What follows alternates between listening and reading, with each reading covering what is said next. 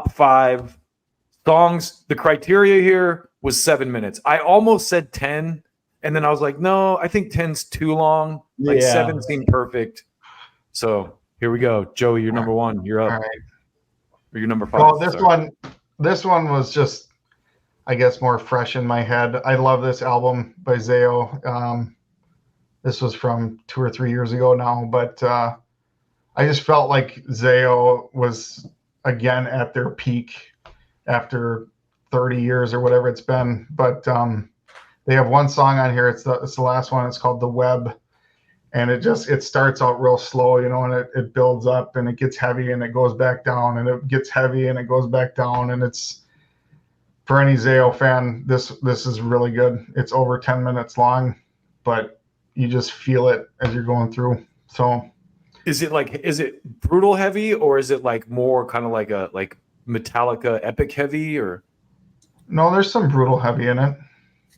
Yeah, I mean you hear Dan screaming like normal, but it just, I don't know, these are all kind of Journey songs. So not Journey the band. Yeah, right. I couldn't find 7+ minutes on any of the Journey songs, but we tried to pick all Journey songs, but Don't Stop Believin' was unless you played it twice or 3 times maybe. Yeah. Number 4. Again, I probably got into Tool a little bit later than you guys did, but I really loved their last album. I don't even remember when it came out, but there's a song on here, Invincible, one of my favorite Tool songs, and that one is almost 13 minutes, I think. But again, I feel like Tool is one of those bands you can just sit back and just listen to the whole experience. I mean, they take like 7 years to write an album, right? So yeah. Man, Fear Inoculum was released in 2019. Okay. Almost 5 years ago at this point. Yeah, that's crazy. And that song is it number 3? Yeah, 12:44. Yeah, almost 13 minutes. This is probably a band neither of you guys really know well. It was a Solid State tooth and nail band from the early mid 2000s, I think. Becoming the Archetype. I've heard the name. They have a song on here called LG, Deception, Lament, and Triumph, and it's kind of broken into different parts like that. And it's, even if this isn't your type of music, I would just recommend you guys check this one out. There's Becoming the Archetype. Yeah, well, especially this song, but it's just it gets really heavy and then it goes to like a real slow piano solo and then building back up and stuff. This one's over 11 minutes, but it's always been one of my favorite long songs. It was the first song that came to mind when we talked about doing this, so it's I have one of those too. Stairway to Heaven. Great choice. I don't know, like when we were talking about long songs, I'm like, this is such an epic song in every way. Yeah. And even though sometimes I can get sick of it if it gets overplayed or whatever, it's still just one of the greatest songs of all time, I think. So I had to throw Stairway to Heaven on. Almost made my list, man. That's high up there for me. The mass appeal of a song like that too is just so cool. Mm-hmm.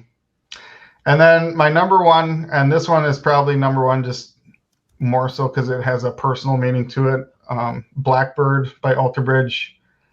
I think any Alter Bridge fan would arguably say it's one of their best songs. But that song came out shortly after my best friend died, and it just reminded me of him. And it's an amazing song in its own right, but I don't know. It really holds a special place in my heart for my friend. So that would definitely be number 1. And it's still, even almost 20 years after he died, I still tear up when I hear that song. So it's just, that's my favorite long song, but it's also I think it's the shortest one on my list here. It's just under 8 minutes maybe. But What do you guys think is the best Alter Bridge record to start with if you haven't really listened to much of their stuff? Because I love Mark Tremonti and I love Miles Kennedy, and I've never really got into Alter Bridge, strangely. Their first album. Okay.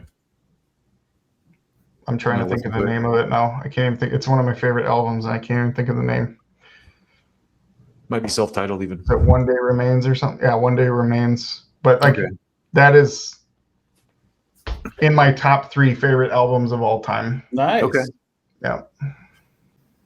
So when you said, Joey, the first song you thought of when we came up with this idea to do like a top 5 songs over 7 minutes, this was the first song I thought of, Reptile by Periphery from the Hail Stan record. And the song is 16 minutes. And aside from the ending where it kind of gets a little tedious at the end with like some like keyboard stuff or whatever and washy stuff, this is like such a great engage. It's like we were saying, one of those songs that I enjoy the whole song thoroughly. And it just has so many different twists and turns in it, and for 16, 17-minute song, you're just like, wow, this is really good. I'm not bored of it. I don't know Periphery at all. Like, do they typically do longer songs? Yeah, for the most part. They're usually like 7 or 8 minutes, but this is the first song on this album, and it's like almost 17 minutes, but it's wow. Just the opening riff, like the riffs in it and everything. That's bold to start an album like that. Yeah. Yeah. It's a great song. My favorite song on this record is probably Blood Eagle, but that's a great song. That's one of my favorite long songs. And like you were saying, that was the first song that came to mind when we were like, what are some great songs over 7 minutes long? So I got some Tool on my list here too.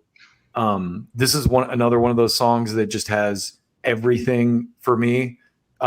It's long, and it also has Bill Hicks clip in it, where he's talking about the third eye and all that stuff. And just this album, this Tool record for me, like, this was such a game-changing album on so many levels. Like, Undertow was great, but this album was just, I listened to it so much when it came out. So it's huge influence on me. Can I show my ignorance here? Sure. How do you pronounce the name of this album? I've never known how. Enema. It is Enema. Okay. Yeah. The joke being like, the double entendre, of course. It's like anima. It looks like anima, but it's actually enema, getting an enema. That's the kind of dark sense of humor that Maynard has, butt jokes. Sure. So number 3, I put The Real Thing by Faith No More. And this is only an 8-minute song, but this is just one of those songs that I revisit constantly, and I love it so much. And just it's built to be a longer song too, because it has this kind of like really like kind of like just a basic drum beat and some like guitar noises and vocal parts, and it just crescendos at one point, and just probably one of my favorite Faith No More songs. And I had a tough time between choosing this and a Mr. Bungle track called Merry Go Bye Bye, which is much longer, but this one just, like we were saying, when push came to shove, I'm like, well, which one do I really listen to a lot more and really like enjoy on a regular basis? And this one made the cut. So Hallowed Be Thy Name by Maiden is my number 2. Nice. I just think this song just is the embodiment of Maiden. Yeah. It's like, it's got the dramatics and like it's long. It's, any metal fan knows this song. Like, it's my Stairway to Heaven. Let's put it that way. Because I was going to pick Stairway to Heaven, and it probably would have been my number 2. So, classic metal track. What else needs to be said? Hallowed Be Thy Name. Iron Maiden, one of the greatest metal bands ever to exist. You're welcome. And last but not least, When the Music's Over by The Doors from the Strange Days album. When I first started listening to The Doors, I got to admit, it was because of a girl. She was like, I was into a chick, and she was in like, oh, Jim Morrison's so hot. But I got the Doors Greatest Hits album, and this was like the last song on it. So that's what I started with. But this album itself, Strange Days, is like a banger. Like, it's probably my favorite Doors album. Top 2, at least. Maybe this one and Morrison Hotel. But this song is just, it embodies everything about what makes a great long song. It just like, it takes you on a journey. It has like all the kind of like drawn outness and the dramatics and everything, and not necessarily metal, but rock for sure, and a heavy song. And I also love the message when the music's over, turn out the lights, because I fucking love music. And without it, my life would be meaningless. So nice. I love the Doors. So, I mean, they did a lot to move music forward. Yeah, absolutely. So, Just definitely one of the great American bands of all time. Yeah, I agree. All right, Eric, you're up, man. All right, so I didn't put mine in any order. I just picked my top 5, so they're not really in any order. But probably the newest song I have on here is from the band Halloween. They're German. This is like the newest song, and the song is called Skyfall, and it's a killer song. So if you don't know Halloween started out with Kai Hansen singing vocals and playing guitar, and then Michael Kiske joined the band, and then ended up playing or singing, and then he quit, and then Andy Darris joined the band and replaced Michael Kiske. Well, in 2016-17, all their singers, like, so Kai stayed in the band, and then Andy and Michael rejoined the band, so they ended up having 3 singers in the band. Wow. And they just did this album, I want to say it was 2020, but the song itself is called Skyfall, and it's a killer song because it's a song about, it's almost like a lyrical version of E.T. It's like what would happen if a plane crashed on Earth, and an alien crashed on Earth, and then he got captured by the government, and the government was doing experiments on him and stuff like that, and he was just trying to get home. And so each singer sings a different perspective of the song, and it's just, I love the song. It's one of my favorite songs by those guys. I love it. It's also the artwork. I love the artist. He's done a lot of metal stuff. Yeah. I mean, the guys are just, it's amazing. So when you said Skyfall, I thought of the Bond movie. Oh yeah. And then for me, I thought of Hallowed Be Thy Name, and for me, I love Hallowed Be Thy Name, but I love Fear of the Dark too. And Fear of the Dark is just one of those songs that it's about a guy that's afraid of the dark, basically, and he thinks that he's got people following him, and he's got all these things going on in his life, and so just the eeriness of the opening of Fear of the Dark. And I mean, to me, the album cover is just badass too. I mean, when it comes to Maiden, it doesn't get any better than those. Yeah. So to interject here, this guy, Bradley Hall, who's like a pretty big YouTuber, he just did this segment called Top Underrated Metal Albums. I think I told you guys a little bit about this, but this was one of the albums he chose, Fear of the Dark. Yeah, it's a great album. And I could not agree more. The other ones he chose some really good ones. He chose Slayer, God Hates Us All. That's good. What was one of the Metallica Reload? Actually, that is a pretty solid ass album. And then Megadeth United Abominations, which he was like, I will not stop talking about 2000s Megadeth. He's like, it's very underrated. 2000s Megadeth is very good and underrated. I was like, okay. So again, they're not in any top 5 order. And so this is another one of my favorite songs, Avantasia. You guys may I saw them with you. Yeah, you saw them with me. The Scarecrow is just an epic song with Jorn Ladd, and it's got a lot of changes in it, and it's just an epic song to me, and it's just one of those ones. It's actually the album that got me into Avantasia, so I really, it holds true to me, and I love it. And Jorn Ladd and Toby in there, it's just I can't get enough of them. So is this one of their earlier albums? Yeah, I want to say 2006, maybe. Okay. Avantasia. The first time I ever saw what's her name, Adrienne Cowan from Seven Spires. Yeah, exactly. And then I had to pick November Rain, because to me that's like one of those songs that it was in the time when I was very influenced by music, and it's kind of interesting because you look up some information on November Rain, and they talk about the song actually being a trilogy as part of Estranged, Don't Cry, and November Rain. And to me, November Rain was just one of those, another epic song that I just kind of went, yeah, I could do that. It's my favorite GNR song. It's the your guitar favorite GNR solo? song? Sorry, go ahead, Yeah. Joey. Oh, I was just saying it was my favorite GNR song. Also, the guitar solo in this is like Yeah. one of my favorites. Like Slash's epic ass guitar solo in the video and everything. It was so sick. Yeah. And then I couldn't but not help pick a Maiden song twice, because to me I could do a whole top 5 of just 7-minute longer Iron Maiden songs. Yeah. And to me, this is one of my favorite songs. It's a Rhyme of the Ancient Mariner, and it's actually a poem.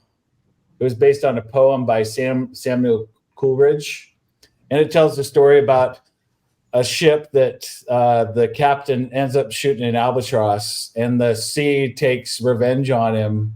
And so the sea takes all this revenge, and it curses the ship, and all these snakes start coming out of the ocean and stuff. And the captain survives, and he has to tell his story as part of his punishment for killing the albatross. And so it's this whole like epic song. And like I said, I could have picked 5 Iron Maiden songs. Totally. Yeah. But when we first started talking about it, like I said, I was trying to think of like my favorite songs, and that was them. But then I came up with other songs that I thought were epic 7-minute songs, and I was just gonna go with those really quick. And one of them was "Won't Get Fooled Again" by The Who. I mean, and one that I really love that a lot of metal people won't is "Purple Rain" by Prince. I mean, I think that's an epic song. And then, of course, "One" by Metallica. And then for me, the Led Zeppelin side of it was either "When the Levee Breaks" or "Cashmere." Yeah, Cashmere. That's another one. And then I almost picked this for one of my top 5 ones is War Pigs with Luke's Wall. That was and then there was Hey Jude, but I'm not a huge Beatles fan. So, but I mean, that was influential. It's a great song. Yeah. And then for me, another one that I almost picked, but people would have laughed at me, is I love Meatloaf, "Bat Out of Hell," man. I mean, that's just a badass song that just like gets me going. And then another one was "Station to Station" by David Bowie. I mean, how could you not? So those are just songs. But it was like I was telling you guys, I was like Piano Man, the Hotel California. I'm like, and then I looked, and they're not 7 minutes. I'm like, huh. Yeah. But they seemed like so long back then. Right.